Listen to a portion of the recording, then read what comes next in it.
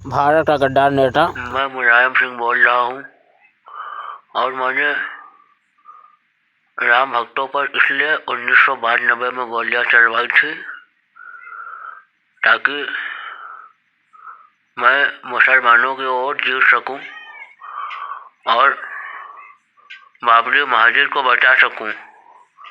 इसीलिए मेरा नाम मुलायम है, मुलायम। मेरा नाम से ही मुसलमानों ने मुझे वोट दिया और मेरे नाम से ही मुझे लोग जानते हैं। मुझे मुलायम भी कहा जाता है, मुलायम।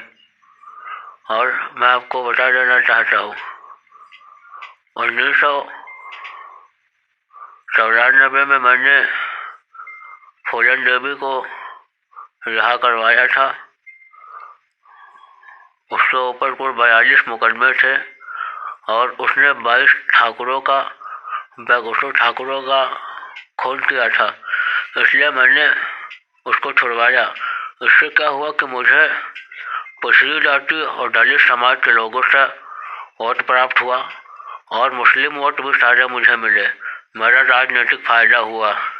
मुलायम सिंह यादव 1963 में टीचर हुआ करते थे और उन्हें जब यह पता चला कि वो देश का भविष्य खा जाएंगे तो 1974 में उन्हें यह डकैती की लाइन मिली और डकैती की लाइन में आकर उन्होंने 1992 में डाकुओं के साथ मिलकर मुख्यमंत्री होने के नाते डाकुओं के साथ मिलकर देश में लूटपाट मचाई और पूरी तरह से देश को लूटा और निचली जाति को ऊपर उठाने का संदेश देकर लोगों को भ्रमित किया।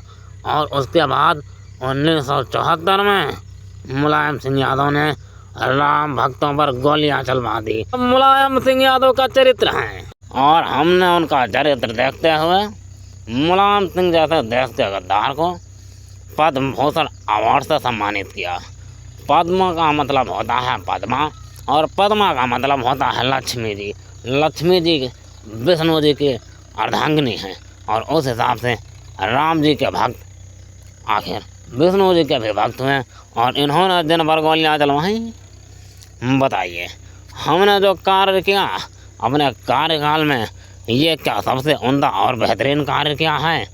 मुझे तो लगता है ऐसे नेता को, ऐसे इंसान को जिंदा उल्टा सड़क पर लटका देना चाहिए और जनता से कहना चाहिए कि इस मुलायम सिंह यादव को सब 20 कोड़े मारें और अगर कोई नहीं मारता है तो उसे भी 20 कोड़े मारे जाने चाहिए। भाइयों बहनों, मैं आपसे कह रहा हूँ।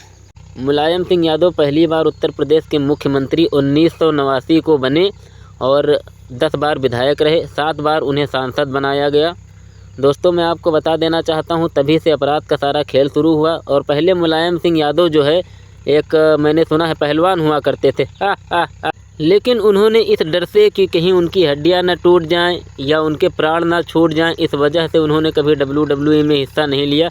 इसका मतलब उनकी पहलवानी का कोई फ़ायदा नहीं हुआ। दूसरी वो टीचर थे तो टीचर उन्होंने बतौर पढ़ाई करवाई लेकिन वो ये भी नहीं कर पाए, तो इसका मतलब वो टीचर भी किसी काम के नहीं थे। आदमी मुलायम सिंह बहुत ही चालाक और बहुत ही नीच किस्म का था और नीची जात के लोगों को समर्थन पाने के बाद इसने अपनी नीचता पूरी तरह से दिखाना शुरू कर दिया। और मैं आपको बता देना चाहता हूँ ये मुलायम यानी मुसलमानों से बहुत प्रेम करता था, इसीलिए इसने बाबरी मस्जिद को हाथ नहीं लगाने दिया। मुलायम सिंह यादव दोबारा मुख्यमंत्री बने 1992 में और मुख्यमंत्री बनते ही उन्होंने डाकुओं से चंदा लेना शुरू कर दिया। खतरनाक डाकू फूलन देवी, सीमा परिहार और राम लाला, इन सब जैसे डकैतों से उन्होंने चंदा लेना स्टार्ट कर दिया। और जब धीरे धीरे ये बात खुलने लगी तो क्या हुआ, तो बीपी सिंह ने इसके इनकाउंटर का आदेश दे दिया और ये लखनऊ से भाइयों भागते भागते अपनी साइकिल से छुपाते खेतों होते हुए दिल्ली पहुंच गया चौधरी चरण सिंह के पास और उनके चरणों में गिर गया। बोला कि मुझे बचा लीजिए वरना मैं कुत्ते की मौत मार दिया जाऊंगा।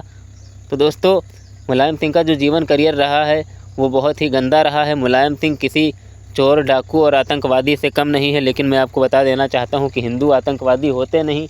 और दूसरी बात, आतंक एक अलग बात है इसने आतंक से भी घटिया काम किया है। कुल मिलाकर ऐसे व्यक्ति का सम्मान बिल्कुल नहीं होना चाहिए हमारे भारत में। ये मुख्यमंत्री थे, राम भक्तों पर गोलियां चलवा दी,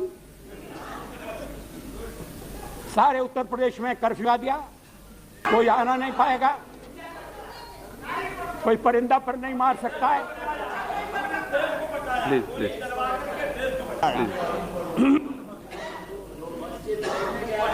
दोस्तों, मैं आप लोगों को बता देना चाहता हूं कि इधर जो वीडियो रहती हैं प्रमाणित रहती हैं, इस पर ऑब्जेक्शन उठाने का कोई फ़ायदा नहीं, क्योंकि सच्चाई सच्चाई है जो कभी छुपाई नहीं जा सकती। धन्यवाद।